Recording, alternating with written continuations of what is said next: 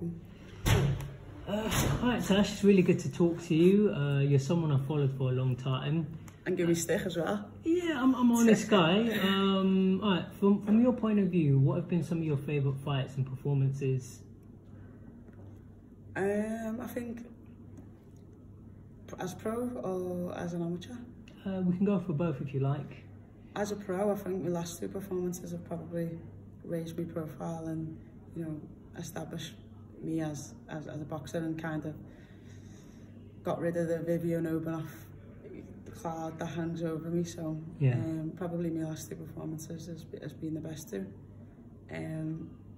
As an amateur, I don't think anything come close to qualifying for the Olympics and competing in the Olympics against Underwood and against Katie, to be fair. So yeah, all them fights. Yeah, they were good fights. Taylor and Terry Harper. Yeah.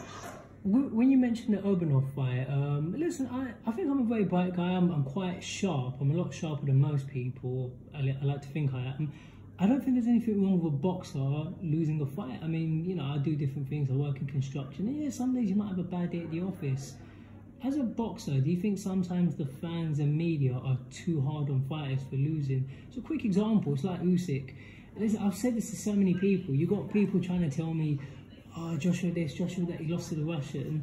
But no, he's not Russian, he's Ukrainian. But do you know he's an Olympic gold medalist? Oh, he lost to the smaller guy. What do you mean he's small? Like, he's what, 2 inches? Do you think people are very harsh sometimes? I mean, they can be a little bit, but I also think the harshest people are the boxers themselves, because you do so much to protect your own that it almost becomes like a burden. And then once it's gone, it's a little bit of relief, because then you've kind of, no one wants to lose. But how many boxers actually come out with their own intact? It's very, very few. But we guard it when we've got it. We guard it like, and it almost becomes another added issue and problem, and you just want to protect it, and you're so worried about your own that, you know, other things. I can't say you don't do other things, but it becomes something else to protect, and it makes it hard. It can make your job harder. Well, what I would say, basically, I think something a lot of people don't get. I think a lot of fighters, there's not enough momentum. You know, it's like even if you lose, but it's what you've done since. I mean, look, Muhammad Ali lost fights, but we remember him for what he did since. Yeah. But a lot of these fighters throughout history, Ray Robinson or Henry Armstrong, they all lost fights. Yeah, yeah. Do you think these days fighters sort of take that? It's like Shannon, when she lost the ball, you know, she was saying she was going through mental health issues, she was very upset about it. But if you just get back on the horse, you know, like she beat Bridges, do you think fighters will... What I'm trying to say is, do you think they're too affected by a loss? Like I say, it's just the pressure that you put on yourself to keep it, that's all. Once it goes, like, it's up to that. Every person will react differently. Me personally, you know, I dissected every part of my boxing being and brain, and I had to build that back up because of the manner that I lost. That you know, that never happened, and I questioned myself and wondered, was some of the, you know, the critics right, and whether I was too old, or whether I didn't have it anymore, and whether, you know, I had a long time out and that had affected me, and I questioned myself because of that. But then I also come back better. So it's how you respond as a person. You know, I took them criticism on the chin, literally, and made myself better. Yeah, you got to, but let's keep it more positive. Look, there's loads of fights I can name that I'd love to see. I mean, you know, let's see if Katie Taylor gets made against Amanda Serrano, but I mean, you versus Heather Hardy. People think that, like, obviously I'd love to box Taylor again, obviously I would, but I'm also a fan of boxing who wants to see that fight. So, you know, I don't like begrudge or, you know, don't want fights to happen because I want them. Go and, you know, so, you know, create a legacy. Do the fight. The thing with female boxing is that the fights are easier to make, so go and get them done. You know, be great. Yeah, very gracious of you. But who do you want to fight in the future, Tash? Who are some of your goals? I've always said a world title. I think I'm good enough. I think I owe it to myself. I owe it to Joe. I owe to, you know, my baby, that, you know, I sacrificed time, effort and everything to make my dreams come true. So once I've got that world title, then I'll see where I want to go beyond them. But until then, it's an obsession, I'll say. Good stuff. What do you sort of do outside of boxing? Tell us about your sort of hobbies and so on.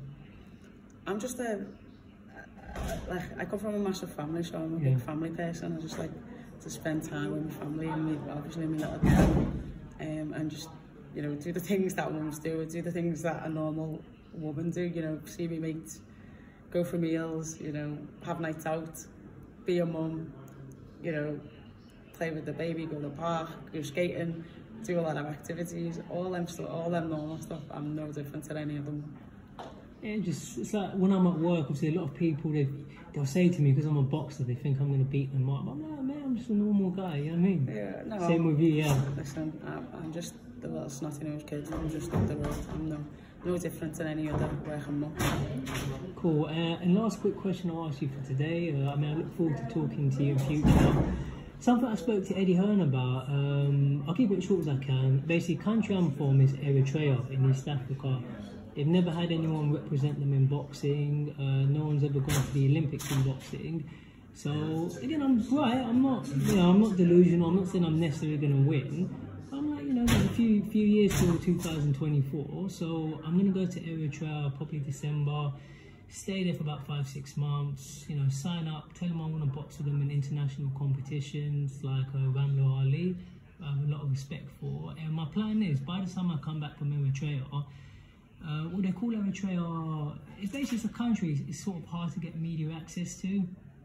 And I don't want to go into detail. By the time I come back, do loads of documentaries, hopefully I'll be super famous, especially given how much I can talk, and it will make it a lot easier for me to achieve things in boxing here. The question I'm trying to ask, I'm quite chatty, what's your advice about trying to go for the Olympics? And like I said, I'm under no delusion, but I'll just give it a go. Go for Haringey, go for ABA, see how far I can get. Like off camera before, you just told me that you wasn't dedicated enough. But that was a long time ago. I'm different now, yeah. Different now, okay. Listen, if you have a dream and you are prepared to do whatever it takes, work hard, try your best, never give up, and most of all, believe in yourself, even when nobody else does. Any dream is possible. You just got to do them things to do it. That's the plan. That's the plan.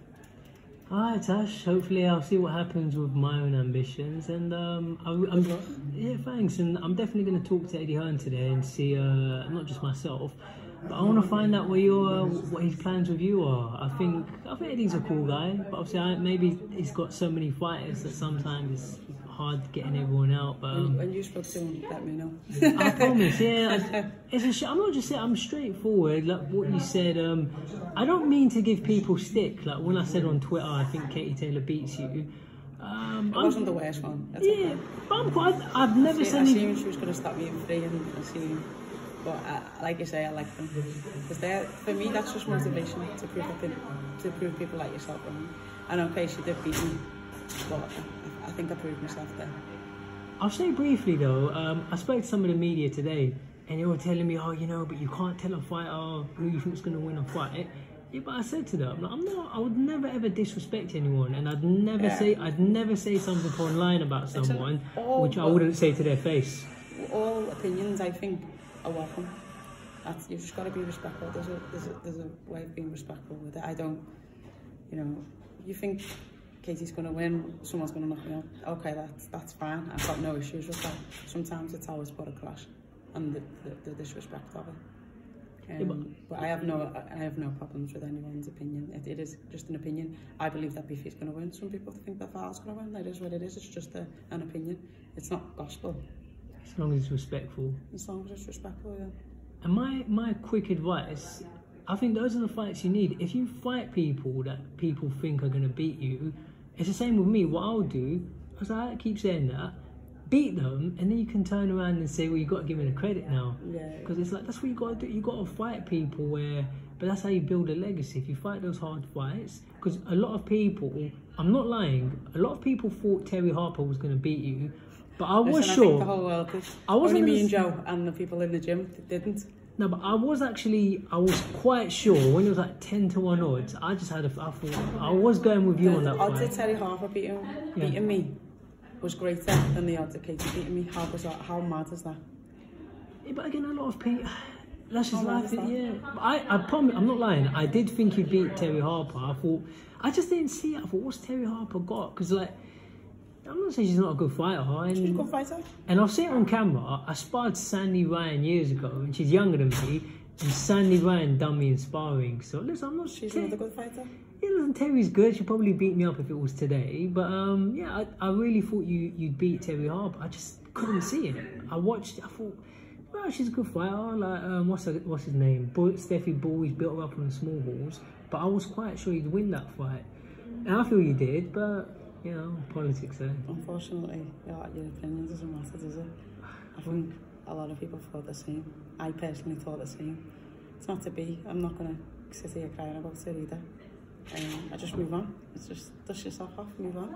It's just this step. But like, you know, like just you know you've got that ability to perform at that level. So you just wait for the next opportunity. Life's about opportunities. Yeah. Every time. Cool. Thanks so much for your time, Tash. Take care. Ta.